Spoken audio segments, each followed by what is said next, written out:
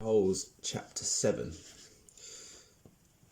The shovel felt heavy in Stanley's soft, fleshy hands. He tried to jam it into the earth, but the blade banged against the ground and bounced off without making a dent. The vibrations ran up the shaft of the shovel and into Stanley's wrists, making his bones rattle. It was still dark. The only light came from the moon and the stars, more stars than Stanley had ever seen before. It seemed he had only just gotten to sleep when Mr. Pendanski came in and woke everyone up. Using all his might, he brought the shovel back down onto the dry lake bed. The force stung his hands, but made no impression on the earth. He wondered if he had a defective shovel. He glanced at Zero, about 15 feet away, who scooped out a shovelful of dirt and dumped it on a pile that was already almost a foot tall. For breakfast, they'd been served some kind of lukewarm cereal. The best part was the orange juice. They each got a pint carton. The cereal actually didn't taste too bad, but it had just smelt like his cot. Then they filled their canteens, got their shovels, and were marched out across the lake. Each group was assigned a different area. The shovels were kept in a shed near the showers. They all looked the same to Stanley, although X-Ray had his own special shovel, which no one else was allowed to use. X-Ray claimed it was shorter than the others, but if it was only by a fraction of an inch. The shovels were 5 feet long from the tip of the steel blade to the end of the wooden shaft. Stanley's hole would have to be as deep as his shovel, and he'd have to be able to lay the shovel flat across the bottom in any direction. That was why X-Ray wanted the shortest shovel. The lake was so full of holes and mounds that it reminded Stanley of pictures he'd seen of the moon. "If you find anything interesting or unusual," Mr. Pendanski had told him, "you should report it to either me or Mr. Sir when we come around with the warden truck. If the warden likes what you found, you'll get the rest of the day off." "What are we supposed to be looking for?" Stanley asked him. "You're not looking for anything. You're digging to build character. It's just if you find anything, the warden would like to know about it." He glanced helplessly at his shovel. It wasn't defective. He was defective. He noticed a thin crack on the ground. He placed the point of his shovel on top of it, then jumped on the back of the blade with both feet. The shovel sank a few inches into the packed earth. He smiled. For once in his life, it paid to be overweight. He leaned on the shaft and pried up his first shovelful of dirt, then dumped it off to the side. "Only 10 million more to go," he thought, then placed the shovel back in the crack and jumped on it again. He unearthed several shovelfuls of dirt in this manner before it occurred to him that he was dumping his dirt within the perimeter of his hole. He laid his shovel flat on the ground and marked where the edges of his hole would be. 5 feet was awfully wide. He moved the dirt he'd already dug out past his mark. He took a drink from his canteen. 5 feet would be awfully deep too. The digging got easier after a while. The ground was hardest at the surface where the sun had baked a crust about 8 inches deep. Beneath that, the earth was looser. But by the time Stanley broke past the crust, a blister had formed in the middle of his right thumb, and it hurt to hold the shovel. Stanley's great-great-grandfather was named Elya Yelnats. He was born in Latvia. When he was 15 years old, he fell in love with Myra Menke. He didn't know he was Stanley's great-great-grandfather. Myra Menke was 14. She would turn 15 in 2 months, at which time her father had decided she should be married. Elya went to her father to ask for her hand, but so did Igor Barkov, the pig farmer. Igor was 57 years old. He had a red nose and puffy fat cheeks. "I will trade you my fattest pig for your daughter," Igor offered. "And what have you got?" Myra's father asked Elya. "A heart full of love," said Elya. "I'd rather have a fat pig," said Myra's father. Desperate, Elya went to see Madame Zeroni, an old Egyptian woman who lived on the edge of town. He had become friends with her, though she was quite a bit older than him. She was even older than Igor Barkov. The other boys of the village liked to mud wrestle. Elya preferred visiting Madame Zeroni and listening to her many stories. Madame Zeroni had dark skin and a very wide mouth. When she looked at you, her eyes seemed to expand, and you felt like she was looking right through you. "Elya, what's wrong?" she asked, before he even told her he was upset. She was sitting in a homemade wheelchair. She had no left foot. Her leg stopped at her ankle. "I'm in love with Myra Menke," Elya confessed. "But Igor Barkov has offered to trade his fattest pig for her. I can't compete with that." "Good," said Madame Zeroni. You're too young to get married. You've got your whole life ahead of you. But I love Myra. Myra's head is as empty as a flower pot. But she's beautiful. So is a flower pot. Can she push a plough? Can she milk a goat? No, she is too delicate. Can she have an intelligent conversation? No, she is silly and foolish. Will she take care of you when you are sick? No, she is spoilt and she will only want you to take care of her. So she is beautiful. So what? Madame Zeroni spat on the dirt. She told Elia that he should go to America. Like my son. That's where your future lies, not with Myra Menke. But Elia would hear none of that. He was 15 and all he could see was Myra's shallow beauty.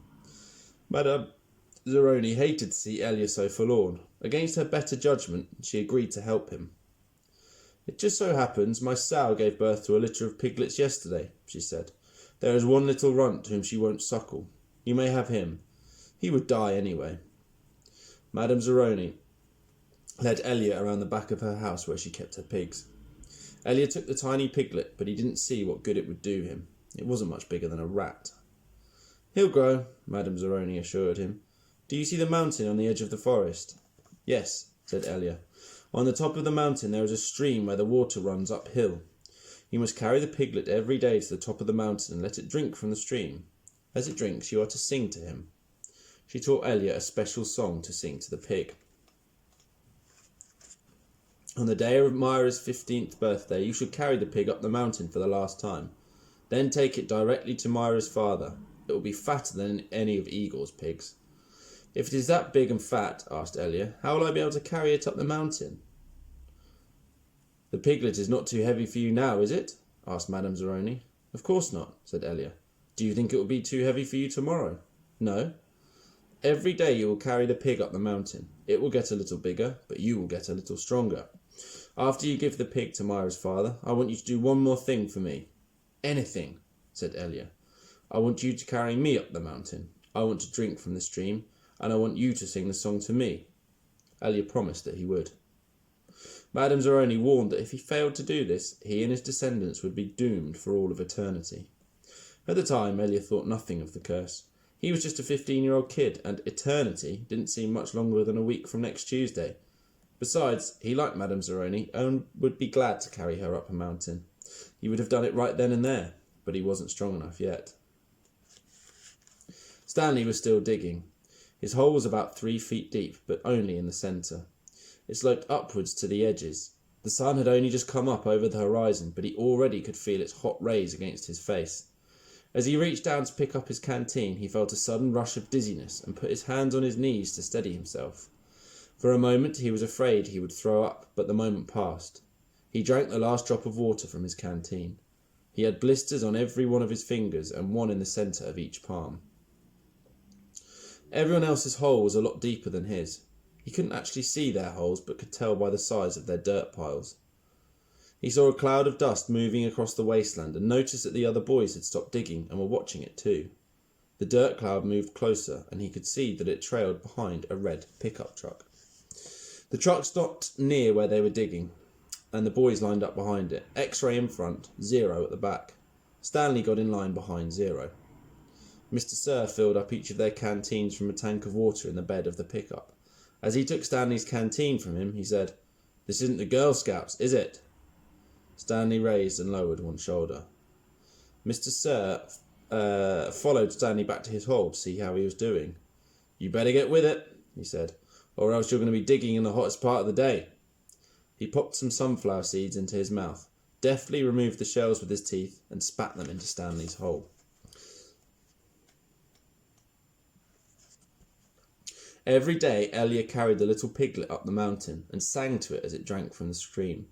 As the pig grew fatter, Elia grew stronger. On the day of Myra's 15th birthday, Elia's pig weighed over 50 stone. Madame Zeroni had told him to carry the pig up the mountain on that day as well, but Elia didn't want to present himself to Myra smelling like a pig. Instead, he took a bath. It was his second bath in less than a week. Then he led the pig to Myra's.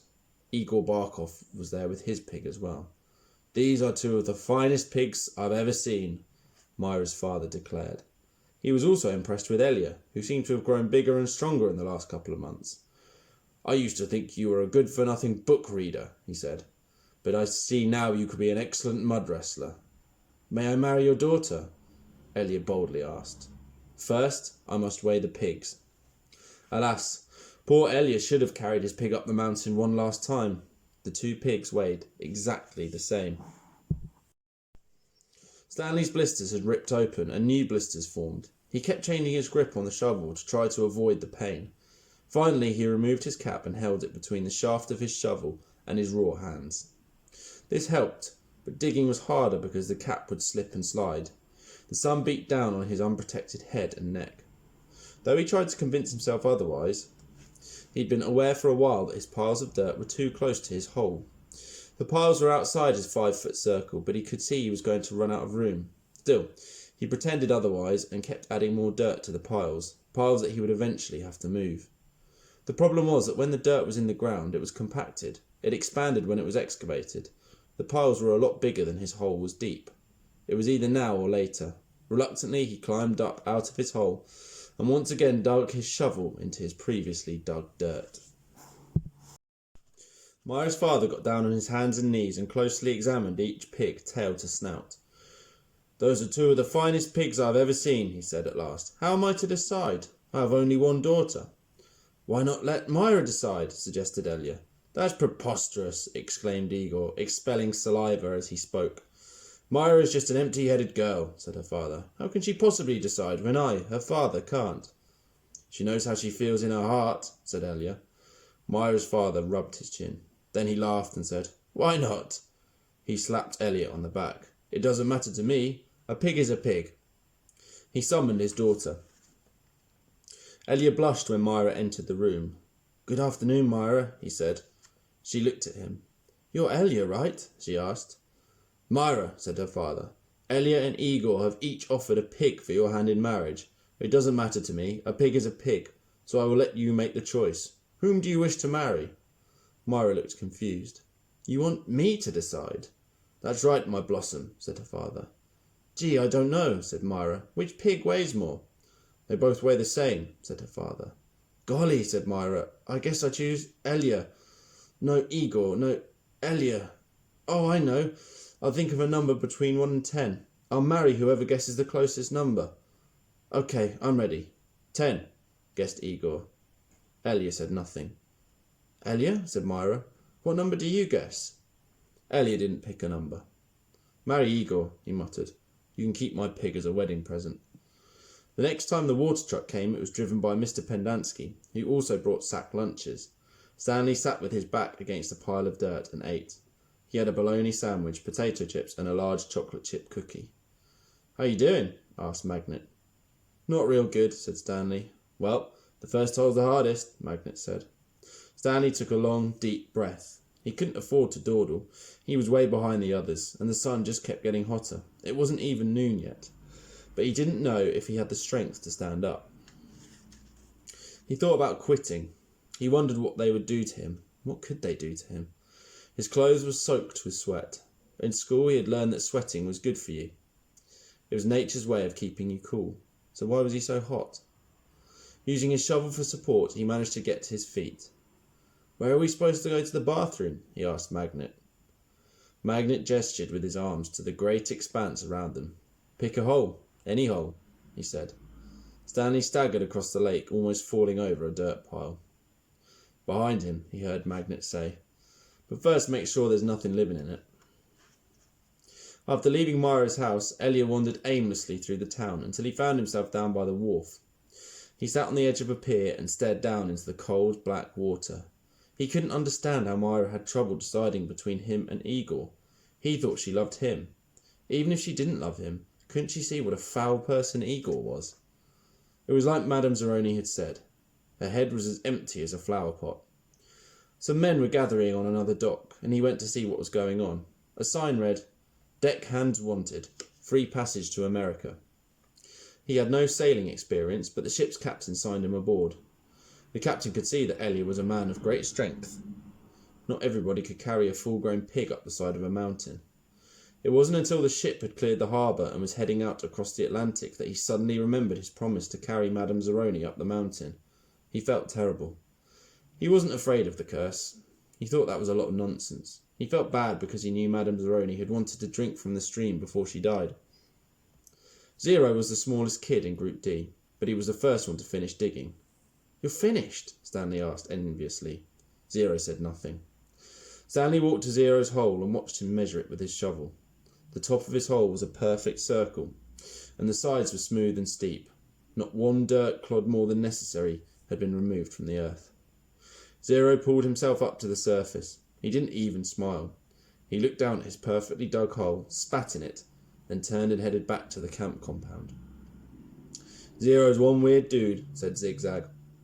Stanley would have laughed, but he didn't have the strength.